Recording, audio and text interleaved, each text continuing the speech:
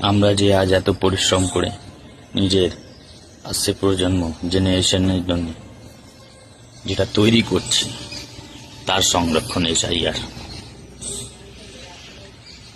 যখন ঘরে আবর্জনা ভর্তি হয়ে যায় তখন ঘর পরিষ্কার করতে হয়। আর যদি এটাকে আমরা সুস্থভাবে না হতে দিই তাহলে আমাদের যে আসছে জেনারেশন তাদের ভবিষ্যৎ অনেকই কঠিন হয়ে দাঁড়াবে। অস্তিত্ব বাঁচানোর লড়াই রয়ে যাবে। তাই বলি এসআইআর সুস্থভাবে করতে দেওয়াটাই উচিত।